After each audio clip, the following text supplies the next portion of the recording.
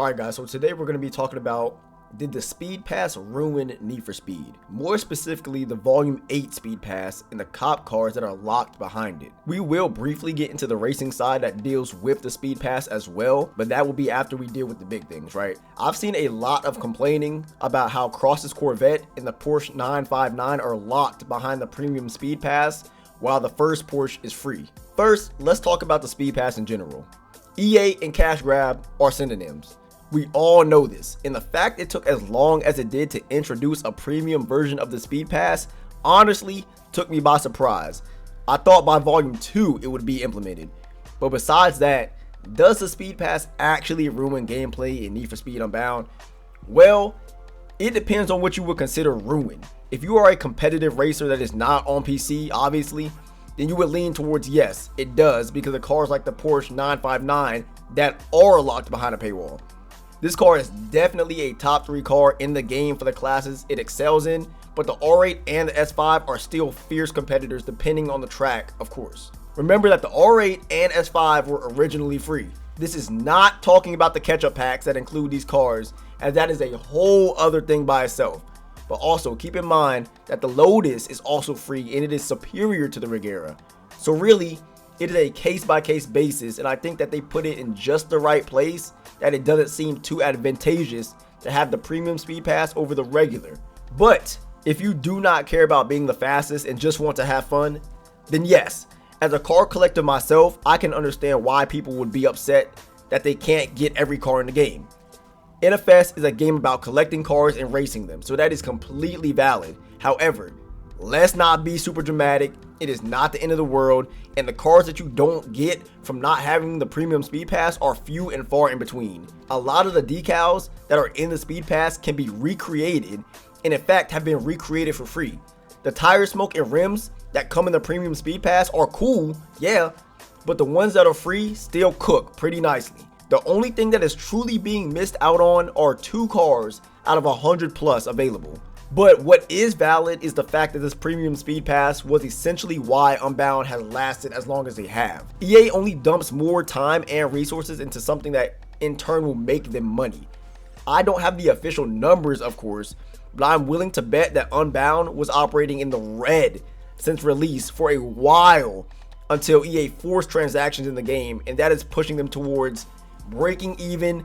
I don't think they're green, but maybe they are in profit margins. Now, are they profitable? That is a whole different thing than profit margins. Probably not. That's not what I'm saying. What I'm saying is that EA recognizes that they are making a bit of money for the company, so they are allowing more stuff to be done with the game. This game has gotten support because of this Premium Speed Pass, and I've noticed that the volumes have gotten significantly better since the Premium Speed Pass has been added, and nobody can deny that.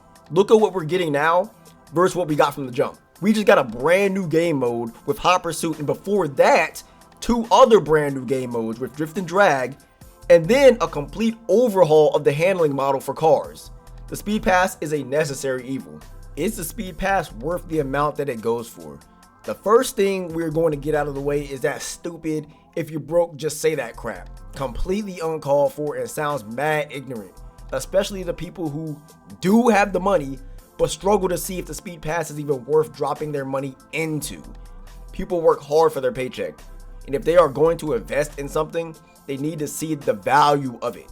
So let's talk about if it is indeed worth it. The Speed Pass is $9.99 or $10, right? Going through the entire Premium Speed Pass, I am a firm believer that it is indeed worth the money you pay for it. NFS is known for what? Cars and customization, and that is exactly what it offers.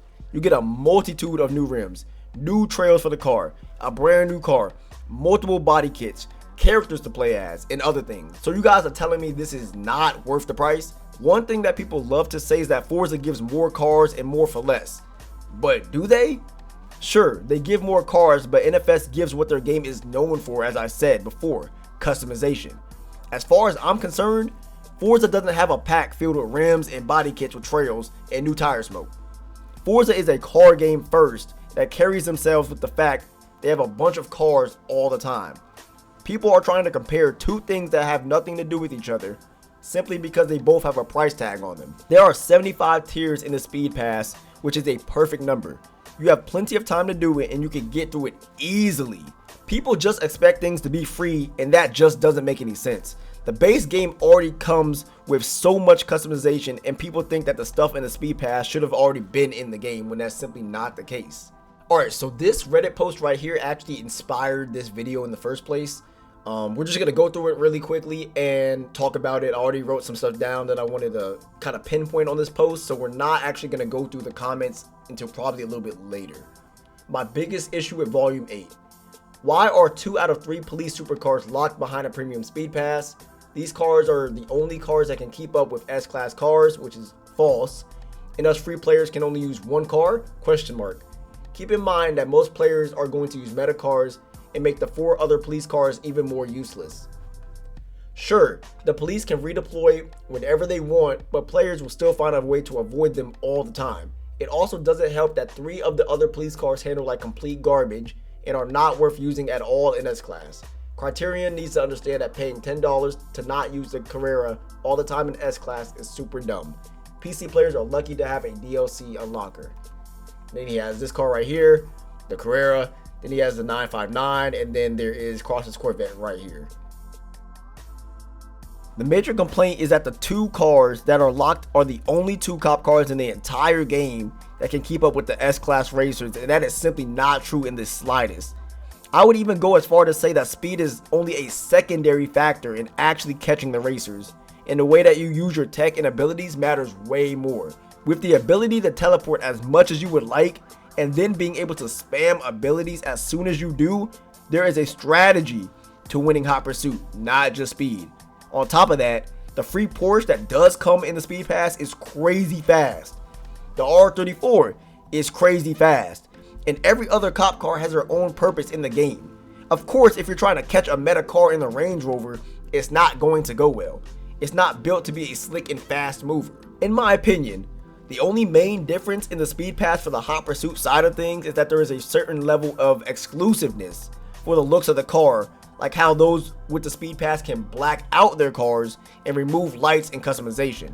But the caveat to that is, if you pay attention to your map and surroundings, the player cops can do whatever they try to do, but a cop is still a cop icon on the map regardless. I'm a firm believer that there is not a true competitive edge that people in the premium speed pass have over those regarding Hot Pursuit, not racing. I truly hate to use this terminology, but if you are in a S+ cop car with pursuit tech and infinite teleport and NOS and still can't keep up with the racers who have literally nothing but their racing skills, I believe that is 100% a skill issue. You all know how much I hate using that because there are so many factors that go into a lot of things that people claim to be skill issues.